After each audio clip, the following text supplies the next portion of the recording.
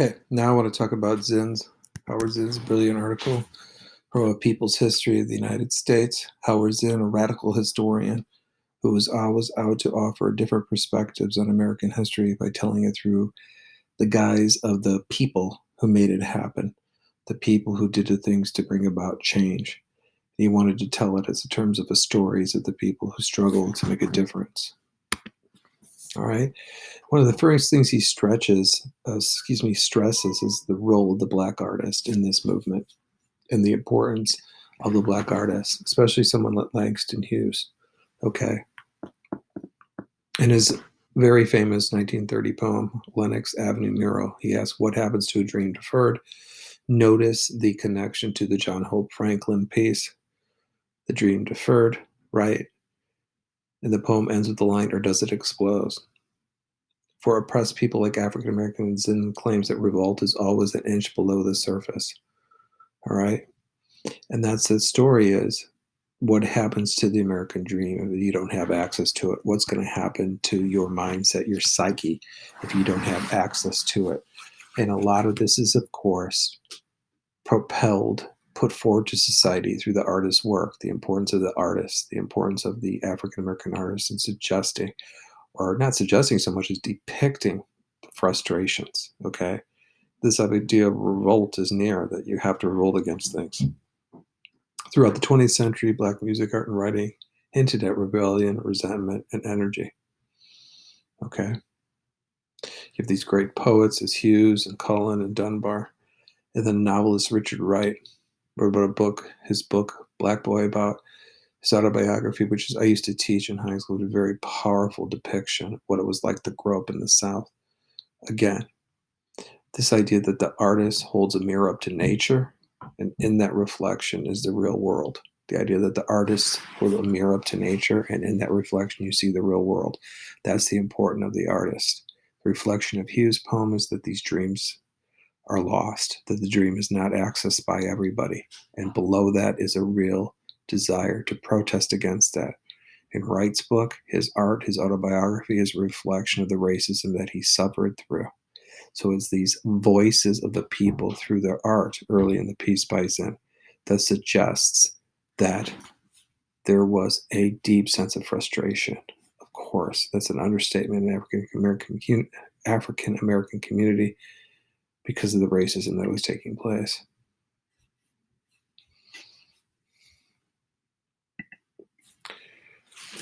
Wright joined a group of Communist Party organizers and advocates. Black communists represented a threat to the government. Now, one of the things about communism that was so attracted to a lot of these African American activists and artists was communism accepted everyone, no matter who you were, what you believed in. And the idea, the Communist Party in America was a real vibrant thing. And you have to remember during the Great Depression, when the entire American system was on the verge of collapse, that a lot of people saw the Communist Party and the ideas of communism, a system which argues that everybody's equal, versus capitalism, where it's sort of a class system and survival of the fittest, but that we have freedom to do what we want. Some people think communism has too many rules, but communism's rules are there to make equality. Whatever you believe is right is what you believe. But many people in the United States saw communism as an avenue to equality. It was very attractive to African Americans because of the racism they suffered. All right. Zinn also suggests there were small steps towards equality. 1954 is Brown versus the Board of Education. Desegregated schools, sort of like tried to dismantle the Jim Crow system in the South and made two systems separate for blacks and whites. And again, the power of the people in the form of Rosa Parks, who refused to move from her seat for a white writer. She was a writer on a bus. Hence, she was arrested. There's that famous picture of her holding up the card that had her arrest number on it because she became this great symbol of protest. All right. And then the black Montgomery residents organized a bus boycott and protest. All right. There was retaliation that was violent. Okay. But it worked. Again, people making incremental change, one through artists, reflection of the world, and then here he shifts in the article to Rosa Parks, who did really truly change things by refusing to move from that seat from the front of the bus to the back because blacks are supposed to ride in the back and whites in the front. She made change happen. So slowly he depicts these incremental changes that were taking place.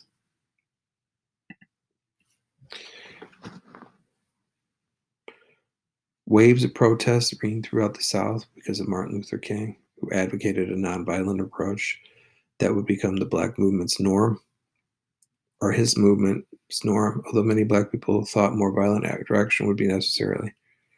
All right. Many Black people sat at white only lunch counters and traveled through with the white passengers and interstate buses for freedom rides.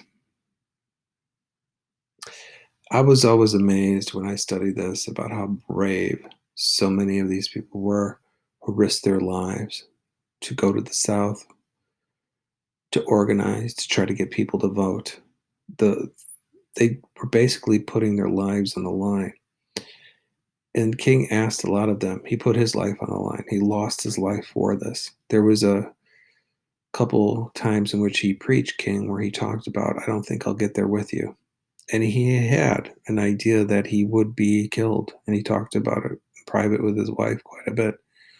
But the sheer guts to try to do something like this, to make change happen. And I think that's what Zinn wants you to see. It was these people who risked their lives that make things happen.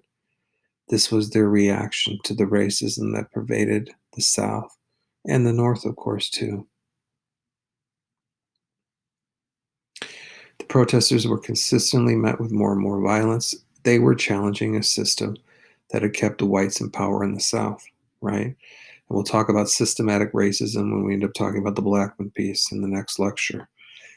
The idea is that the whites were threatened by the integration, universities, right? The University of Arkansas, University of Mississippi, University of Alabama, high schools in Little Rock, Arkansas, and this idea that African Americans were going to go to the white schools. The white schools were better because of the racism. There was a lot of economic racism, which kept things in place for the whites. And when these changes were happening and these brave people were taking it on, King and his movement, and we'll learn about Malcolm X in a little bit, they were challenging this white status quo. And the whites struck back with violence because the system they had built, the system that was built as depicted in the John Hope Franklin article, they kind of saw it crumbling a little bit with the advancement of civil rights. All right, and of course, King's great speech, I Have a Dream. And then you have Malcolm X, who urged a grassroots revolt. Malcolm X was different than Martin Luther King. While Martin Luther King's movement was based on Gandhi's movement of nonviolence, Mahatma Gandhi from India. Gandhi's a tremendous movement that got the Indian people freedom, got the British colonial power to leave India. King advanced the idea that if someone strikes at you, you could strike back. While King said turn the other cheek, Malcolm X suggested that you can strike back if someone hits you. Malcolm X was very outspoken, very critical of Martin Luther King, although I do think the two of them had a mutual respect. But they also saw the movement in two different ways to attack and change the white racism. Both of these men were followed by the FBI. They had their phones tapped, and they were seen as a direct threat to what John Hope Franklin wrote about, the idea that a white patriarchal system was in place since the beginning of the country. It had been perpetuated over our history for 190 years to the 1960s when real legislation was passed to give African Americans some protections in the South. Some change would happen. They were seen as a threat. Okay. Okay, in the 60s, protests became more violent. There's a series of riots in poor black neighborhoods. Then became the Black Power movement, with leaders such as Malcolm X and Huey Newton encouraged racial pride and black separation. Huey Newton was the leader of the Black Panther Party, who worked out of Oakland, California, his group tried, they armed themselves. They believed, like Malcolm X, that you should protect yourself. They carried around guns. The white establishment, the white police, were very scared of what they were advocating. But from the Huey Newton and the Black Panther Party's perspective, they had a right to protect themselves because of the history of violence perpetuated against them.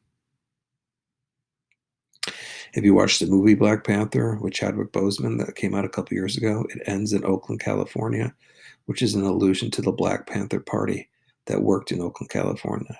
At the end of that film from a couple years ago, it is suggested that the Black Panther will do things to help that community. That's essentially what the Black Panther Party was doing in the 1960s. King's assassination saw these riots in these different areas of the United States become larger, right? And many unarmed black people were killed. That's why so many people today are arguing what has changed since we have the unarmed African Americans being killed, like George Floyd and Breonna Taylor, and all the controversy that has come with those tragic deaths. Black activists began to focus on issues in poverty and class. Government leaders feared the focus would lead black and white workers to unite and demand change. And one of the things Howard Zinn is always talking about is this idea in his book that the government wants to control the people. The government wants to keep the people in check, okay? And that when you have this upheaval of the 60s, it would challenge the white status quo that was sort of established again in the John Hope Franklin piece. If you had people, that's why even the Vietnam War protests, the civil rights protests were such a threat to the establishment. People see these two things as equality and challenging government decisions, that somehow that could upend a system that was controlled by a few wealthy people. That's Zinn's theory, not mine. Whether you buy into it or not is up to you. Again, what Zinn is suggesting, okay, is that it's the movement of all these brave people. A People's History of the United States is the name of the book in which this essay appears.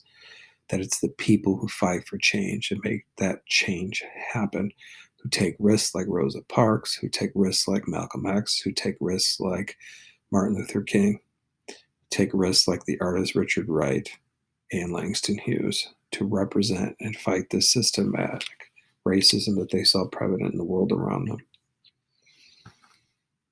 There were some changes. The civil rights legislation of 1964, which included some real strong protections for African Americans to vote in the South. After the Civil War ended, African Americans voted in a couple elections in the 1870s, late 1860s, early 1870s, and there were some African American representatives elected to Congress. And then when the troops from the North left the South during Reconstruction, there was a period of racial upheaval and ugly racist violence. And then there was a system of intimidation put in place in the Jim Crow South to stop African Americans from voting. They made them take very difficult literacy tests, which were completely unfair because the education system was so rigged. Everything was so racist that it kept people of color down to where they couldn't have access to the information they needed to pass this test, simply out of sheer racism than anything else. Some of the things that came in the post-civil rights era were busing, where schools were integrated. Zinn describes that as an ingenious concession to protests, right? What Zinn suggests throughout the book, again, is that it's a people's history. Protests by the people are what makes change happen. Change does happen, but it's the power of the people that do it. And there's an establishment that is always sort of in control and threatened by this. In the chapter that Zinn writes about Vietnam, he argues what ends the Vietnam War or brings the government to sort of like close it down without a victory are all the war protests and the protests in the streets, which is sort of an extension of what he's talking about in this chapter. You have to remember that the Vietnam War protests were a direct extension and an outgrowth of the civil rights movement, where a lot of these people then took a step from the civil rights to protest the war. Martin Luther King was also a very unspoken critic of the Vietnam War. At the end, though, he suggests that the white supremacy really hadn't changed. They retained political power, the whites. The income gap between the middle class and poor people increased with the rise of black middle class. But a new black consciousness had emerged, and Southern black people were united with white people against oppression.